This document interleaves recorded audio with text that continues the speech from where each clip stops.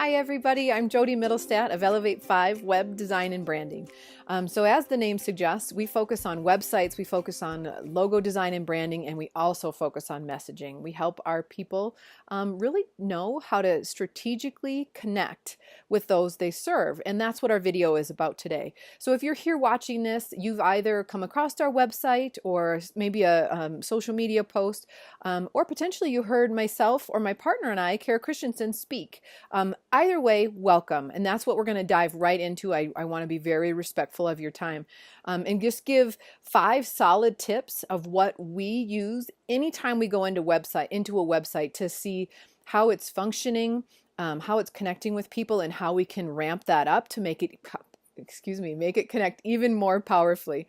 So number one, what we do when we dive into these websites, and these are, do they cover everything? No, you need certain things in place already, but they certainly give you an excellent starting point so that you can make sure that the people that are coming to your page are getting to know the real you. They're getting to know the story and what you stand for, and they're getting to know why they would want to work with you above and beyond anyone else that they might have heard of or met or being referred to. So that's really the stage we want to set, is so that people come in and they get to know who you are. They get to know a little bit about your business, and they get to know why they should care. Because once that's set, then the conversation becomes very simple. Then it's just, can you accommodate them? Are they a good fit for you? Do the budgets align? So on and so forth. But first, we need that initial engagement and connection to be powerful so that you can go on with that piece. So, okay, number one, I promised 5 tips. Number one. All right, when you have your website and the person comes to it above the fold, that's an old newspaper term. I'm showing my generation here, I guess, but is above the fold. So that would be on the main screen. You want to not only have a good design and presence, yes, but you want to lead with your results. So lead with the end in mind. You want to tell them right off in that intro, whether you have a hero, with a beautiful image or whatever it might be, you want to tell them, this is who we serve.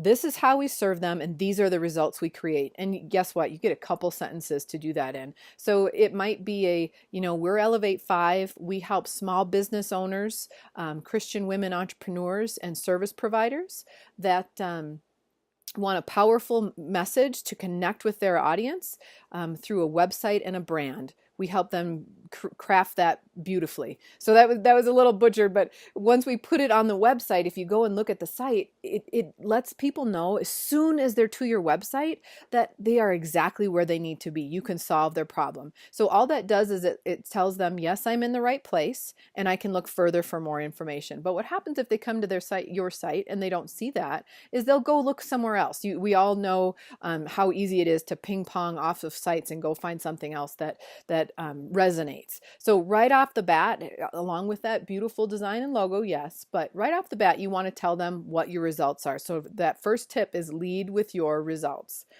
Okay, the second tip, always have a goal for your website. So we've all been to a site that you visit, and it's a beautiful site. They might have beautiful messaging. They might have different things that you can look at, and you just kind of get lost in there. And that certainly happens, especially if you have a site that has multiple pages. So maybe over 10, 12 plus pages. Most of our clients are under that, to be honest. I'm not including the blog or their blog if they have that.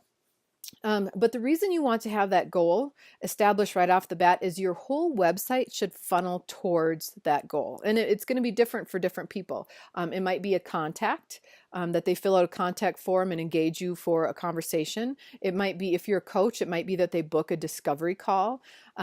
If you are creating a site to build an audience, it might be that you actually link them out to your social media. It might be that you want their email address so that you can build your email marketing campaign. All of those pieces are valid goals. It just depends on how you're choosing to grow your business. But once you've honed in on that goal, then your entire website is crafted so that all roads lead to that goal. So for us, if our intention is that we want you to contact us at the end and inquire about a potential website or a logo or a strategy and clarity session, then we want to invite you to fill out that contact form and do that. And sometimes we forget to directly ask folks what we want them to do, and we can't forget. So always remember, number 2 is have a goal and then streamline your whole website towards that goal. That's an important piece. Okay, number 3. Be succinct. This is so hard because as a business owner, we know the details. We know every little nuance of how we serve our people, and we know they're all important and they're all part of it. And we know exactly what they need and also what they don't. But if you have all of that on your website, at least on a surface level of your website, you might have subpages where you can have those additional details. But if you have all of that right on the first few key pages of your website, you overwhelm folks. You overwhelm them. It kind of shuts them down. It becomes harder to make a decision. And we've all done this. I've been guilty of this. Maybe you have also done this in a sales call, potentially. I've certainly done this too, where you're speaking with someone and you just want to be honest and you want to be real and you want to tell them all the things.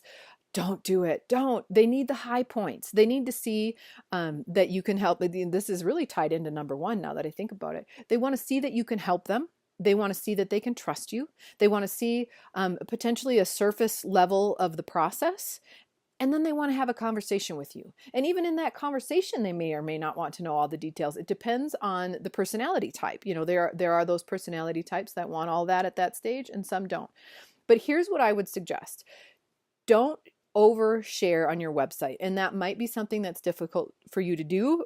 Being the expert in your field, I know it's hard for me to do for us because I know I want to share with you about WordPress. I want to share with you about the structure that we use. I want to share with you all the process pieces. And the thing is, just make sure you're answering their specific questions and not sharing too deep that you actually shut down their ability to soak in the information and make a solid decision. So remember, you're the expert and they don't need to be. So it's not a training, it's a sharing of understanding their problem, establishing trust, and then inviting them to the next step forward. So remember, that's what your website is about.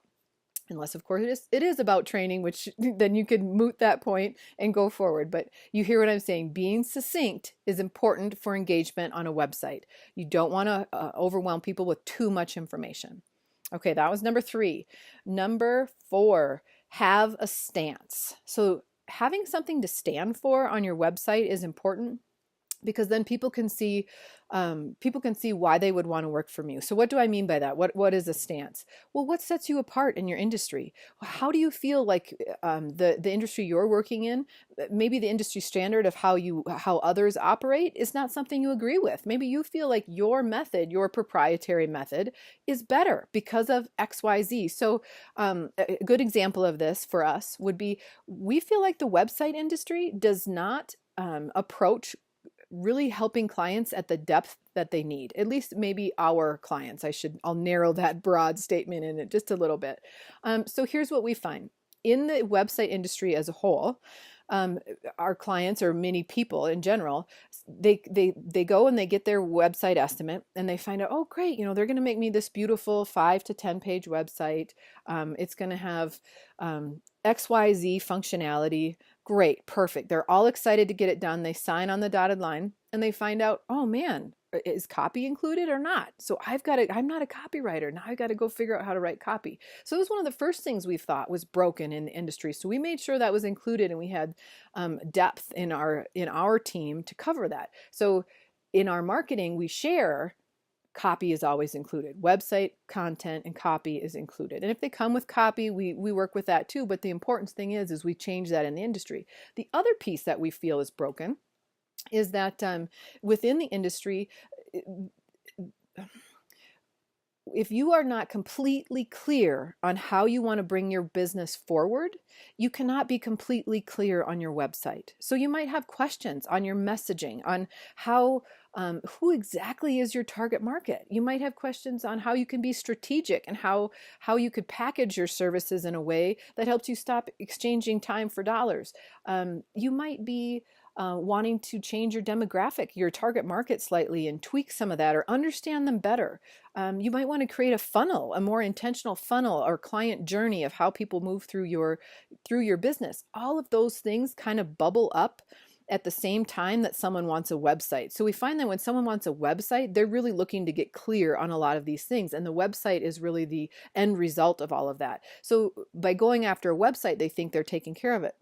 In our industry, that's not necessarily true. Some of those some folks will come and, they'll do the website and the website only, as I mentioned with the copy, but also with all those strategic pieces. So what we do is we also include that, and that sets us apart. So for us, I think what's broken in the website industry currently is that they don't offer some strategic services that are marketing directed but authentic.